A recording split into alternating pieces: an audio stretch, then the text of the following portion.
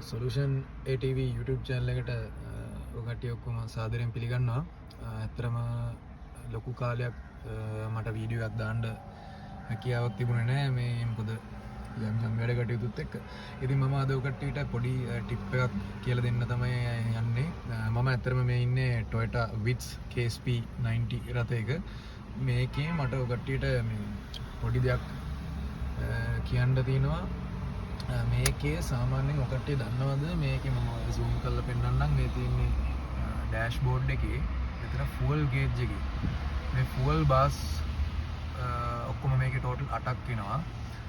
එතකොට 8ක් කියලා කියන්නේ මේකේ තියෙන්නේ petrol liters 42ක ටැංක් එකක්. එතකොට ඔකට සාමාන්‍යයෙන් දන්නවද මේක සමහරවිට දන්න කට්ටියත් ඇති නොදන්න කට්ටියත් ඇති. මම එතකොට මේක මම හොයාගත්ත දෙයක් තමයි මම මේ ඔකට්ටියත් එක්ක share කරගන්නේ. එතකොට මේ එක බායකක සාමාන්‍යයෙන් include වෙලා තියෙන fuel capacity එක සාමාන්‍යයෙන් මම ඔකට්ටියට අද කියන්න බලාපොරොත්තු වෙන්නේ. එතකොට මේ සාමාන්‍යයෙන් එක බායකක මේක ඔක්කොම total bars 8ක් එනවා. එතකොට මේක සාමාන්‍යයෙන් 5.25 liters වගේ. ඒ කියන්නේ ලීටර 5.2.5ක් වගේ include වෙනවා මේ එක බායකක. එතකොට සමහරවිට ඒක ඔකට්ටියට මේකේ fuel tank capacity එක අරගෙන බාස් 8න් බෙදුවමත් ඒ ගාන ගන්න පුළුවන්.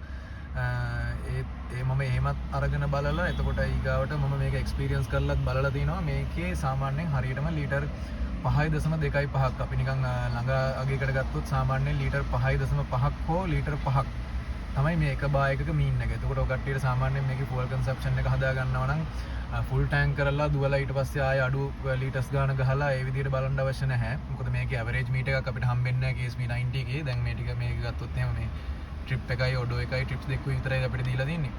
ඒතර දැන් සාමාන්‍යයෙන් average එක මේකේ බලා ගන්න විදියක් නැති හින්දා ඔය කට්ටියට පොඩි tip එකක් මම දෙන්නම්. මේ එක බායකක volume එක සාමාන්‍යයෙන් ලීටර් 5යි කියලා අරගෙන ඔය කට්ටිය මේ එක බායකක් අඩු වෙනකොට කිලෝමීටර්ස් කීයක් drive කරලා තියෙනවද කියලා පොඩ්ඩක් බලලා ඉවර වෙලා මේක trip tag 0 කරලා තියාගෙන ඒ විදිහට අපිට මේකේ fuel consumption එක සාමාන්‍යයෙන් දල වශයෙන් ලීටර එකකට කොච්චරක් කරනවද කියන එක ගැන අපිට දල idea එකක් ගන්න පුළුවන්.